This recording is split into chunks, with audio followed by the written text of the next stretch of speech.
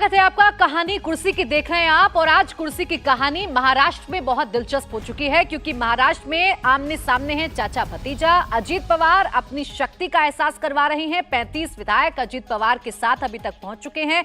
वहीं अगर आप शरद पवार कैंप की बात करेंगे तो यहां पर संख्या अभी बढ़ती हुई नजर आ रही है। एक और विधायक जो है वो पहुंच गए हैं, यानी 12 लोग अभी तक हो चुके हैं, 12 विधायक हो चुके हैं जो शरद पवार के साथ नजर आ रहे हैं, जो शरद पवार गुट की जो बैठक चल रही है उसमें पहुंच चुके हैं। तो ये दो तस्वीरें आपके सामने हैं। पहली तस्वीर है अजीत पवार कैंप की, जहां पर लगातार जो नए मंत्री बने हैं वो संबोधित कर रहे हैं, बता रहे हैं कि आखिर क्यों ये फैसला लिया गया कि पार्टी टूट गई, क्यों ये फैसला लिया गया कि भारतीय जनता पार्टी के साथ आना पड़ा। साथ ही साथ अपने जो साथ आए लोग हैं उनके बारे में भी बता रहे हैं कि कितना जरूरी है, ये बता रहे हैं कि नंबर्स में कैसे आगे हैं। तो दूसरी तरफ है शरद गुट के कैंप की तस्वीरें, जहां पर बैठक चल रही है, और इस बैठक में अभी तक 12 विधायक पहुंचे हैं। संख्या के लिहाज से बहुत पीछे हैं शरद पवार, लेकिन जो कार्यकर्ता पहुंचे हैं, जगह जगह से लोग आए हैं, जो पूरे महाराष्ट्र से लोग इकट्ठा हुए हैं वो पहुंचे हैं, जिनका उत्साह वर्धन करती हुई सुप्रिया सुले भी नजर आ रही हैं। इंतजार किया जा रहा है शरद पवार का। शरद पवार जब पहुंचेंगे उस वक्त का माहौल क्या होगा, शरद पवार जब मंच से बोलेंगे तो वो क्या संदेश देंगे, इसका भी इंतजार किया जा रहा है। लेकिन फिलहाल 52 में से 35 विधायक अजीत पवार के साथ हैं। अजीत पवार जो दावा करके अलग हुए, जिस कॉन्फिडेंस में वो नजर आ रहे थे, वो कॉन्फिडेंस अब तस्वीरों में नजर आ रहा है। वो कॉन्फिडेंस अब नंबर्स के लिहाज से भी पूरे महाराष्ट्र के सामने आ चुका है। हर्षवर्धन जी, अभी की दो तस्वीरें अगर आप देखें तो एक तरफ बार बार जैसा हम कह रहे हैं कि अपने नंबर्स के जरिए सिर्फ अजीत पवार ये बता रहे हैं कि वो कैसे आगे हैं, वो कैसे अव्वल हैं। दूसरी तरफ शरद पवार का इंतजार किया जा रहा है, बार बार उत्साहवर्धन कोशिश की जा रही है कि लोगों को वहां पर एकजुट रखा जाए, लोगों के अंदर जोश भरा जाए, क्योंकि नंबर्स तो है नहीं, निराशा भी होती है जब लोग वहां पर पहुंचते हैं। लेकिन फिलहाल अजीत पवार क्या बोलेंगे, क्या इस पर भी सभी की निगाहें रहनी चाहिए? क्या अजीत पवार आज कुछ ऐसा बोल सकते हैं जो शरद पवार के खिलाफ हो, या शरद पवार के ने क्या गलतियां की ये बता सकते हैं? देखिए प्राची, मुझे लगता है कि उसकी एक छोटी सी झलक दे दी है छगन भुजबल ने। छगन भुजबल वो नेता हैं जिनकी राजनीतिक हैसियत कभी नहीं हुई कि वो शरद पवार के सामने खड़े हो पाते। बाला साहब ठाकरे से जब वो हटकर इधर आए तो एक तरह से जो दोनों कहा जाता था कि शरद पवार और बाला साहब एक दूसरे के बड़े अच्छे मित्र हैं, लेकिन राजनीतिक तौर पर सबसे बड़े प्रतिद्वंदी हैं, और बड़ा झटका दिया था। तब माना जा रहा था कि कभी एनसीपी और शिवसेना एक नहीं हो सकते। अब शिवसेना उद्धव ठाकरे वाली वो चली आई शरद पवार की शरण में। अब वो छगन भुजबल जो उधर से निकल कर आए थे, आज वो शरद पवार को बता रहे हैं कि आपने ये गलतियां की। वो बता रहे हैं कि अगर आपकी इतनी लंबी 6 दशक की राजनीति है तो हमारी भी थोड़ी सी ही कम है। इसका सीधा सा मतलब हुआ कि अब लड़ाई वहां पहुंच गई है जहां पर सुलह की गुंजाइश नहीं है। और अगर छगन भुजबल जैसा नेता ऐसी बात कर रहा है तो इसका सीधा सा मतलब हुआ कि अजीत पवार भी कुछ तो लाइन क्रॉस करेंगे। अब वहां ये जिसको कहते हैं ना कि बाला साहब ठाकरे तो थे नहीं, इसलिए चल जा रहा था कि चलो हम तुम्हारी फोटो लगाएं, कोई कहेगा कि हमारे पिता की फोटो क्यों। यहां शरद पवार खुद कह रहे हैं कि हमारी फोटो मत लगाओ। तो मुझे लगता है कि अब लड़ाई थोड़ा सा आगे बढ़ेगी, और अजीत पवार थोड़ा तीखे भी आज हो सकते हैं, क्योंकि अब तीखापन नहीं दिखेगा तो जो विधायक अपने पास है उसको भी तो संदेश जाना चाहिए ना, वरना दूसरे खेमे में चला जाएगा। अजीत पवार के खेमे की तरफ से कोशिश तो बार बार ये की जा रही है कि हमारा सम्मान है, शरद पवार को लेकर जो सेंटिमेंट्स है उससे कनेक्ट करने की कोशिश की जा रही है। लेकिन अभी मंच से सुर बदले हुए हैं समीर जी, और ये सुर कितने हद तक बदल सकते हैं, और क्या इसका कोई आगे इम्पैक्ट और देखने को मिल सकता है इस बैठक के बाद? देखिए, इनके सुर उसी तरीके से जिस तरीके से एकनाथ शिंदे के सुर थे। एकनाथ शिंदे ने बाला साहब ठाकरे पे हमला नहीं बोला था, उनके प्रति पूरा सम्मान जाता था। उसी तरीके से आज अजीत पवार उनके जब खेमे बाहर अलग हुए हैं तो वह शरद पवार के फोटो को भी इस्तेमाल कर रहे हैं, उनके प्रति पूरा सम्मान दिखा रहे हैं। तो मुझे लग रहा है कि यह शुरुआत हो चुकी है, दोनों खेमे से तलवारें खिंच गई है आज के बाद, और ये आने वाले दिनों में बढ़ेगी, क्योंकि शरद पवार ने बहुत स्पष्ट कर दिया है कि वह अब इनके साथ किसी भी तरह से गठजोड़ करने की स्थिति में नहीं है। और अजीत पवार ने भी यह साफ कर दिया है कि अब शरद पवार के साथ किसी भी तरह से गठबंधन नहीं होगा, या किसी तरीके से वैचारिक अब एकता नहीं हो सकती है। तो मुझे लगता है आने वाले दिनों में जमीनी स्तर पर, क्योंकि ये बेसिकली पश्चिम महाराष्ट्र में अजित पवार का बड़ा स्ट्रांग होल्ड है। शरद पवार भी पश्चिम महाराष्ट्र में प्रभाव रखते हैं और ये बेसिकली राष्ट्रवादी कांग्रेस पार्टी पूरी महाराष्ट्र की पार्टी नहीं है। पश्चिम महाराष्ट्र और मराठवाड़ा की एक बड़ी ताकत है। बीच में आपको रोक रही हूँ समीर जी, क्योंकि तस्वीरें हैं। शरद पवार पहुंच गए हैं वाईबी चौहान सेंटर, उनका स्वागत किया जा रहा है। कार्यकर्ता जो मौजूद हैं, ढोल बजाए जा रहे हैं और स्वागत किया जा रहा है। ये बताया जा रहा है कि शरद पवार उनके नेता हैं, शरद पवार से उनका जो कनेक्शन है, बेशक नंबर्स अजित पवार के फेवर में हो, लेकिन ये कनेक्शन अभी नहीं टूटेगा, ये साथ नहीं टूटेगा, ये जरूर कार्यकर्ताओं की तरफ से भरोसा दिया जा रहा है।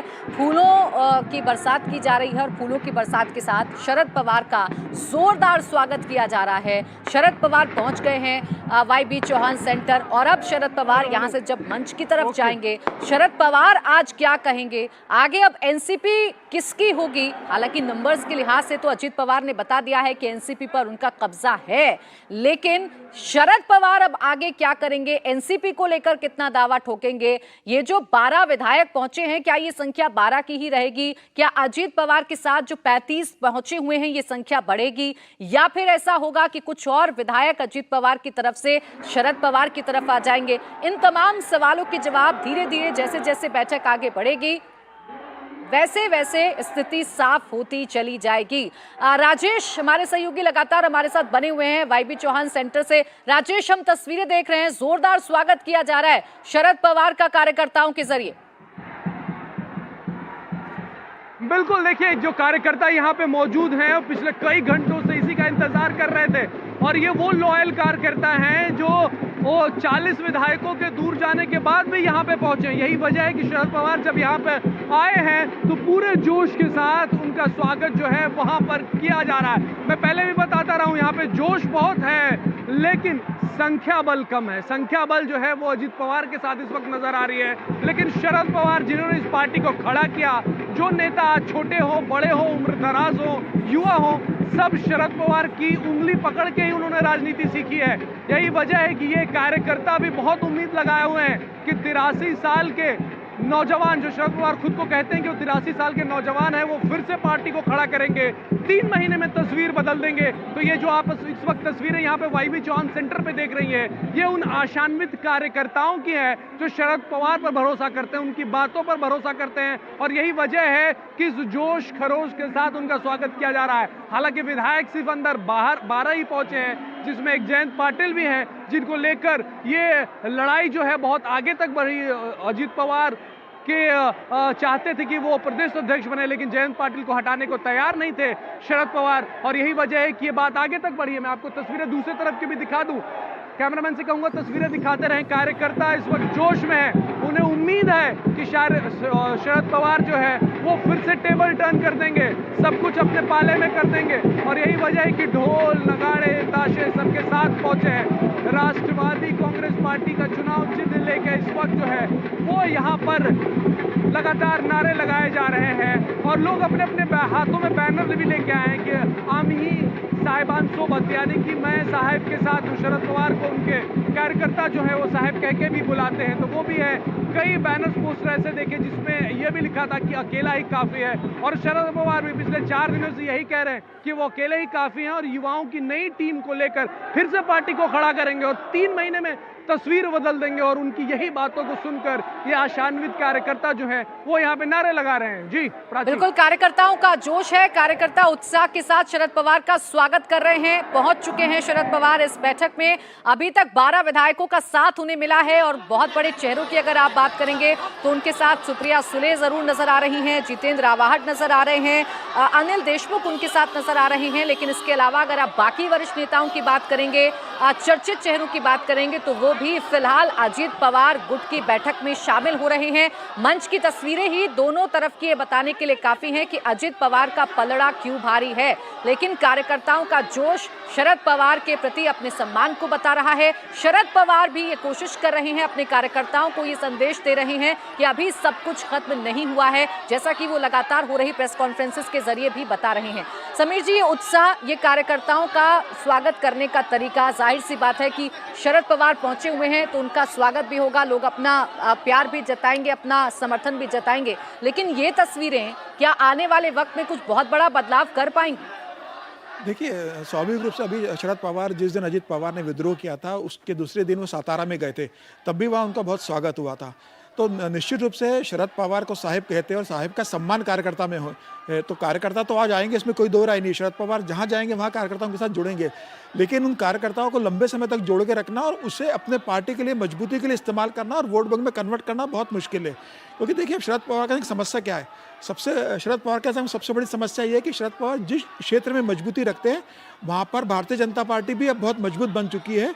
वहाँ पर शरद पवार की जो सहयोगी दल है शिवसेना, वहाँ मजबूत नहीं है, कांग्रेस भी वहाँ वीक है। तो शरद पवार के साथ अब समस्या ये हो गई है कि अजित पवार अलग हो चुके हैं। अजित पवार का अपना वहाँ पर प्रभाव क्षेत्र है, भारतीय जनता पार्टी की अलग वहाँ एक ताकत है। तो अजित पवार और भारतीय जनता पार्टी की ताकत मिलकर शरद पवार पे भारी पड़ेगी, जहाँ शरद पवार भी मजबूत माने जाते हैं। तो पश्चिम महाराष्ट्र में और मराठवाड़ा में शरद पवार अपने अकेले की दम पे फिर से पार्टी खड़ी कर सके, इसकी संभावना बहुत कम है। तो मुझे ऐसा लग रहा है कि शरद पवार के लिए बहुत लंबी चुनौती है, बहुत लंबी लड़ाई है, और वैसे भी पार्टी कोई 2 दिन या 4 दिन में खड़ी नहीं की जा सकती। इसके लिए सालों की तपस्या लगती है। उम्र के इस दौर में, और अब बहुत ज़्यादा समय भी नहीं है, अब 2024 के चुनाव 8-9 महीने बाद चुनाव आने वाले हैं। और जिसके साथ सत्ता होती है, सरकार होती है, उस दल को काफ़ी सहयोग मिलता है ज़मीनी स्तर पर। तो मुझे ऐसा लगता है कि शरद पवार के लिए रास्ता कठिन है, लेकिन शरद पवार हथियार डालने वाले नेताओं में से नहीं रहे, वो संघर्ष करेंगे। देखना दिलचस्प होगा कि मेहनत के बाद शरद पवार को महाराष्ट्र की राजनीति में क्या मिलता है, लेकिन फिलहाल उनके लिए बहुत मुश्किल है।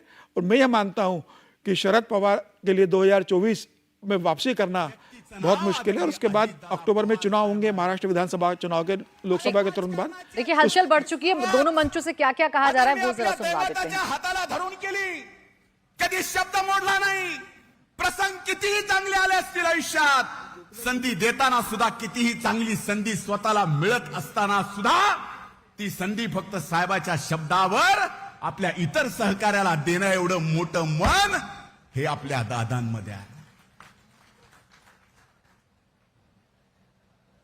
दादा आजही शब्द साहेबांचा मोडू शकतात। भुजबळ साहेबांनी सांगितलं आम्ही तर फार लहान आहोत, फार लहान आहोत, पण आज मी तुम्हाला सांगतो, स्वाभिमानाचा पक्ष म्हणून या ठिकाणी आपण राष्ट्रवादी पक्ष समजतो।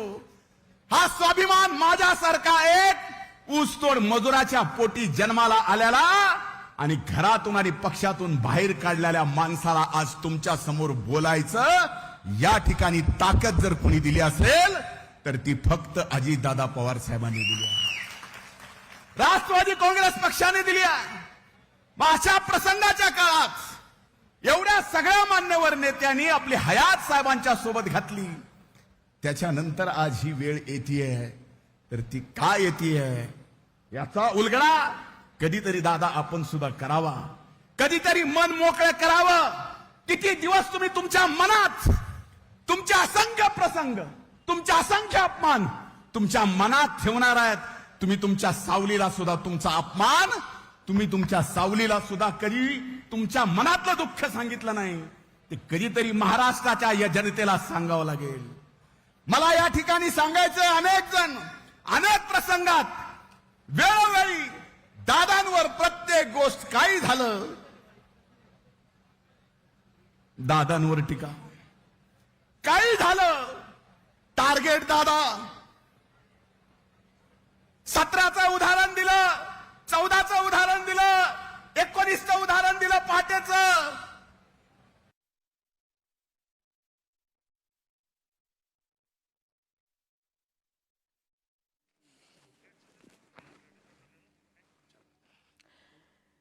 तो आप धनंजय मुंडे को सुन रहे हैं, जो ये कहते हुए नजर आ रहे हैं कि कुछ लोग हैं जिन्होंने शरद पवार को घेर रखा है। दुख हो रहा है कि हम अलग हो गए हैं उनसे, लेकिन इसके बावजूद ये बता रहे हैं कि जरूरी था, ये पार्टी के लिए जरूरी था।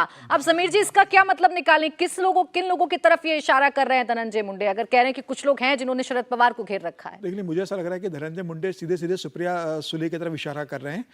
वो सार्वजनिक रूप से सुप्रिया सुले का नाम नहीं ले सकते, लेकिन उनका इशारा सुप्रिया सुले की तरफ था कि जिस तरीके से पिछले कुछ समय से सुप्रिया सुले का हस्तक्षेप बढ़ रहा था, या कई ऐसे निर्णय होते थे महाराष्ट्र की राजनीति में जो सुप्रिया सुले शरद पवार को आगे रखकर उस निर्णय को करवा लेती थी। और जिस हिसाब से कार्यकारी अध्यक्ष बनाने के बाद सुप्रिया सुले लगातार शरद पवार से कई और नियुक्तियों के लिए दबाव डाल रही थी और चर्चा कर रही थी, तो मुझे लग रहा है सीधे सीधे सुप्रिया सुले के ऊपर कहा है, क्योंकि महाराष्ट्र की राजनीति में देखें या देश की राजनीति में शरद पवार जिन 2-3 लोगों के साथ निर्भर रहे वो सब तो अब छोड़ के चले गए। छगन भुजबल के ऊपर निर्भर थे, अजित पवार पर निर्भर थे, प्रफुल्ल पटेल पर निर्भर हुआ करते थे, सुनील तटकरे पर निर्भर हुआ करते थे, तो ये सब तो अब साथ दे के चले गए। दिलीप वलसे पाटिल तो अब बेसिकली जिनका ये आरोप लगा रहे थे कि जो जिनसे घिरे रहते थे वो सब तो अजित पवार के साथ चले गए। सीधा सा धनंजय मुंडे का आरोप शरद पवार की बेटी के ऊपर है, और इनका ये मुझे जो खबर है कि ये इस बात से नाराजगी थी कि सुप्रिया सुले ने दबाव देके अपने आप को कार्यकारी अध्यक्ष बनवाया था और वो चाहती थी कि पार्टी में उनका दबदबा बढ़े। तो बेसिकली जो नाराजगी रही है वो सुप्रिया सुले के साथ है, शरद पवार से इतनी नाराजगी नहीं है। उसके बढ़ते प्रभाव को रोकने के लिए इन लोगों ने पार्टी से विद्रोह किया है। तो एक तरफ धनंजय मुंडे हैं जिन्होंने बिना नाम लिए सुप्रिया सुले का नाम पर इशारा कर दिया है, सुप्रिया सुले को घेरा है, तो हर्षवर्धन जी जो दूसरी तरफ की तस्वीर है वहां भी जो छगन भुजबल बोल रहे हैं उस पर अटैक किया गया है जयंत पाटिल की तरफ से या अनिल देशमुख की तरफ से, लेकिन नाम वहां पर भी नहीं लिया जा रहा है। नहीं देखिए प्राची, मैं समीर जी की बात में थोड़ा जोड़ूं। सुप्रिया सुले तो शरद पवार जी की बेटी हैं, तो उनके ऊपर कोई इशारा या हमला करके इन लोगों को कुछ मिलने वाला भी नहीं। वो दरअसल जो नाम लेकर भी कह रहे हैं और जो पुराना झगड़ा है,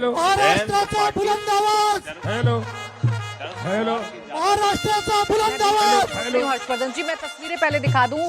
शरद पवार पहुंच चुके हैं बैठक की जगह पर जहां कार्यकर्ताओं की तरफ से उनका स्वागत भी किया जा रहा है। सुप्रिया सुले जो मंच का संचालन कर रही हैं, उनके साथ जो लोग नजर आ रही हैं, अनिल देशमुख, जितेंद्र आवाहन, सुप्रिया सुले, ये लोग आपको नजर आ रहे होंगे और मंच पर खड़े होकर अब ये कार्यकर्ताओं का अभिवादन स्वीकार करते हुए शरद पवार। अब यहां से शरद पवार क्या बोलेंगे, शरद पवार कैसे अपने पावर का एहसास कराएंगे, अब इस पर सभी की निगाहें हैं, क्योंकि अजित पवार तो नंबर्स के जरिए बता चुके हैं कि वो कैसे पावरफुल हैं। अजित पवार तो बता चुके हैं कि कैसे पार्टी पर उनका दावा मजबूत है, क्यों मजबूत है, क्यों एनसीपी उनकी होनी चाहिए, वो तो नंबर्स के जरिए बता रहे हैं। लेकिन शरद पवार अब यहां से क्या बताएंगे, क्योंकि नंबर्स के लिहाज से यानी विधायकों के लिहाज से अगर आप देखेंगे तो शरद पवार काफी कमजोर हैं। सिर्फ 12 विधायक हैं जो अभी तक शरद पवार के साथ मौजूद हैं, जो उनके साथ पहुंचे हैं। बहुत ज्यादा कोई आप कहें कि वरिष्ठ नेता उनके साथ हैं वो भी नजर नहीं आ रहे हैं, क्योंकि सारे के सारे जो शरद पवार के करीबी हुआ करते थे वो अजित पवार के साथ अब सरकार में शामिल हो चुके हैं। अब हर्षवर्धन जी अपनी बात कंप्लीट करिए। तो मैं वही कह रहा हूं कि जयंत पाटिल से बहुत पुराना झगड़ा है और शरद पवार के जो नए नजदीकी बने हैं, जो छगन भुजबल की बात में दिखता है, जो नए एक तरह से कहें कि उनके अगल बगल जो थोड़ा बाहुबल दिखाने वाले लोग हैं, जो अक्सर सुर्खियों में भी रहे, जितेंद्र अहवाड़ और जयंत पाटिल।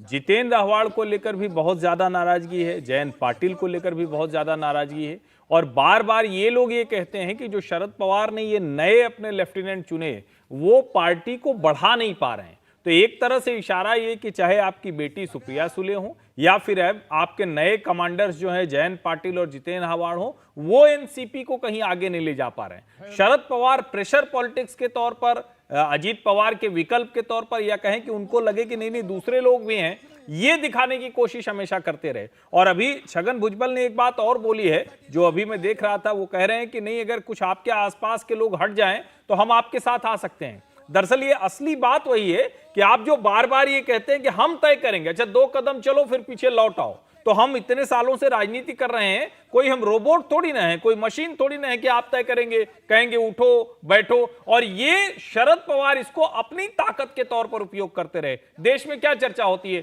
कि अजीत पवार को भेजा, भाजपा को ट्रैप में फंसाया और फिर कहा वापस आ जाइए। किसकी बेइज्जती हुई? अजीत पवार की बेइज्जती हुई। पूरे महाराष्ट्र में किरकिरी हुई अजीत पवार की। जो अजीत दादा पवार जो बारामती, सतारा, कराड़, इन सब जगहों पर जो एक ताकतवर नेता के तौर पर देखे जाते हैं, उनको एकदम से अगले दिन मुंह दिखाने लायक नहीं हो। वो 72-80 घंटे अजीत पवार के जीवन के सबसे बुरे दिन रहे और शरद पवार उसके बाद और बड़े नेता हो गए, कहे जाने लगे चाणक्य हो गए। तो मुझे लगता है कि ये लड़ाई सिर्फ इतनी भर नहीं है कि कोई किसी को क्या मिला या क्या नहीं मिला, या ईडी सीबीआई की जांच है या सत्ता का सुख है। ये निजी महत्वाकांक्षाओं की लड़ाई है, निजी अपमान और सम्मान की लड़ाई है। एक लड़ाई पवार वर्सेज पवार है, एक लड़ाई शरद पवार वर्सेज अमित शाह है। तो ये लड़ाई एक तरह की नहीं है, कई तरह की लड़ाइयों को मिलकर हम यहां पहुंचे हुए देख रहे हैं। ठीक है, और इस पावर गेम में इसीलिए अजीत पवार अपने आप को अव्वल भी साबित कर रहे हैं। अजीत पवार ये बता रहे हैं कि क्यों वो काबिल हैं, क्यों उनकी महत्वाकांक्षाओं की अगर चर्चा की जाती है तो वो महत्वाकांक्षाएं उनके लिए जरूरी भी हैं, क्योंकि वो काबिल हैं। उन्होंने पार्टी को बांध कर रखा है। जो विधायक हैं उनकी समर्थन उनके साथ है, 35 विधायकों का समर्थन उनके साथ है। विनोद जी, क्या ये सिर्फ महत्वाकांक्षाओं की ही तस्वीर है, महत्वाकांक्षाओं का ही नतीजा है कि एक तरफ है शरद पवार जो बार बार गाइड करते हैं, शरद पवार बताते हैं आपको जाना है कि नहीं जाना है, गुगली फेंकते हैं जैसा उन्होंने जिक्र किया था, या इसके पीछे आप कहें कि भारतीय जनता पार्टी का एक कोरा खेल है महाराष्ट्र में अपनी सियासी पैठ जमाने के लिए? दोनों ही बातें हैं। देखिए, शरद पवार ही नहीं, हर पार्टी का शीर्ष नेता ही पार्टी को चलाता है, और खासकर वो पार्टियां जो नेता आधारित पार्टियां होती हैं उनमें तो ये बात मतलब 100% सही है। संगठन आधारित पार्टियों में जरूर संगठन की चलती है। अब आप याद कीजिए कि ज्योति बसु सबसे बड़े नेता थे सीपीएम के, लेकिन प्राइम मिनिस्टर नहीं बन पाए। संगठन ने कहा नहीं जाना है तो नहीं जाना है, और सबसे बड़े नेता थे, तो वो संगठन आधारित पार्टी चलाने का फैसला था। नेता आधारित पार्टियों में हमेशा ही होता है। शरद पवार की पार्टी नेता आधारित, परिवार आधारित पार्टी, तो जाहिर है शरद पवार की चलेगी। लेकिन जब लोग पार्टी को छोड़ते हैं या अलग होते हैं अपने नेता से, तो इस तरह के बयान देते हैं। वो लोग देते हैं जो अभी समीर जी ने कहा कि जो शरद पवार को घेरे रहते थे वही कह रहे हैं शरद पवार को कुछ लोग घेरे हुए हैं। गुलाम नबी आजाद ने जब कांग्रेस छोड़ी तो उन्होंने चिट्ठी लिखी कि सोनिया गांधी, राहुल गांधी और सोनिया गांधी को कुछ लोग घेरे हुए हैं, जबकि सारी जिंदगी वही घेरे रहे, मतलब सोनिया गांधी को और राजीव गांधी को, उन पर आरोप लगता रहा। अब यही अजीत पवार, यही छगन भुजबल, प्रफुल्ल पटेल, यही लोग तो शरद पवार को घेरे रहते थे। कुछ भी करना हो प्रफुल्ल भाई से बात कर लो, अजीत दादा से बात कर लो। सुप्रिया सुले की एंट्री हुई, वो उनकी बेटी है, वो तो 2006 में राज्यसभा में आई, फिर बारामती से लोकसभा में भी रही। लेकिन पार्टी के मामलों में जितनी अजीत दादा पवार की चलती थी, जितनी प्रफुल्ल पटेल की चलती थी, जितनी छगन भुजबल की चलती रही होगी महाराष्ट्र में राज्य के, उतनी इनकी थोड़ी चलती थी सुप्रिया सुले की। वो तो बेटी के तौर पर उनका मान था। ये पिछले कुछ महीनों से या कुछ समय से सुप्रिया सुले का दखल बढ़ा होगा, जब शरद पवार ने तय किया होगा कि भाई हमको सुप्रिया को आगे लाना है। सही बात है। तो अब जब उनका दखल बढ़ा तो निश्चित रूप से फिर वो, अच्छा, जयंत पाटिल या जितेंद्र आलाड़, इनसे आपस में झगड़े तो होते ही हैं कोटरी में, एक दूसरे से, सब जगह होते हैं, हर पार्टी में होते हैं। मौका मिला तो अब उन पर ठीकरा फूटरा। असली बात यह है कि भारतीय जनता पार्टी महाराष्ट्र में, ठीक है विनोद जी, इस बात को अब कंप्लीट करिएगा। इंडिया टीवी हर वक्त हर जगह डाउनलोड करने के लिए सर्च करें India TV news Google play store या ऐप स्टोर पर।